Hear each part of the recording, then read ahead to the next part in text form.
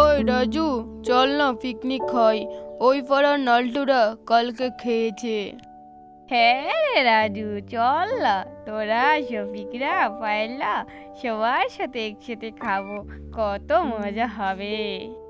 হ্যাঁ ভাই, মজা তো হবে অনেক, কিন্তু আগে মাকে গিয়ে জিজ্ঞাসা করি, বল মা কি বলে।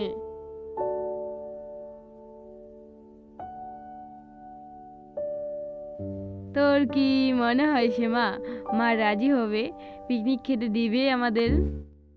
হবে, হবে তো, আমি বললেই হবে। রাজু, সেমা পাড়ার সব বন্ধু মিলে তার মায়ের কাছে যায়।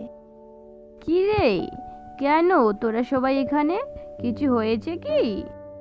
না কাকিমা, কিছু হয় নাই। বললাম সবাই একসাথে যদি পিকনিক খাইতাম তাহলে খুব মজা হতো। হ্যাঁ মা, সবাই একসাথে অনেক মজা হবে।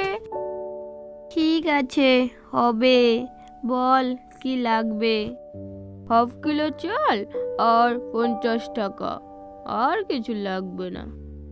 ঠিক আছে, আয় এদিকে আমার সাথে। তারপর সবাই একসাথে শফিকদের বাড়ি গিয়ে সেখান থেকে চাল টাকা নিয়ে আসে, পায়েলদের বাড়ি যায়, সেখান থেকেও নিয়ে এসে সবকিছু জোগাড় করার পর সবই তো হইল, এখন রান্না বান্নাটা করবে কে? কি রে শ্যামা, পায়েল, তোরা কি রান্না করতে পারিস? আমি পারি তো। হয়েছে হয়েছে, তোকে আর রান্না করতে হবে না, আমরাই রান্না করে নিব।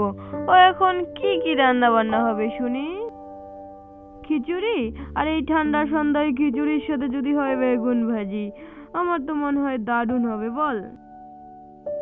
যা বলেছো ভাই, আমার তো মনে হয় দারুণ হবে, একদম ফাটাফাটি।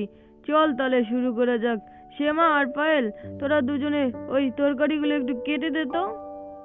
আর ওই শফিক ভাই, তুই আর কয়টা ওই কাঠ নিয়ে আয় তো।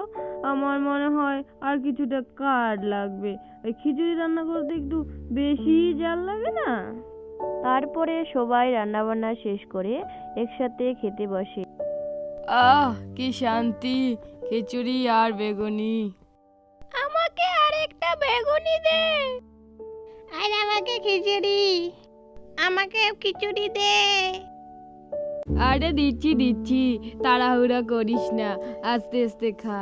গরম খিচুড়ি ভাই, মুখ পুড়ে যাবে। এই শীতে আমাদের তো খিচুড়ি আর বেগুন ভাজি, আমাদের পিকনিক দারুণ হয়েছে। তোমরা কে কে পিকনিক খেয়েছো কমেন্ট করে জানাবেন, আর অবশ্যই কি খেয়েছেন সেটাও জানাবেন। আর ভিডিওটি ভালো লাগলে লাইক, কমেন্ট, সাবস্ক্রাইব করে দিবেন। ধন্যবাদ।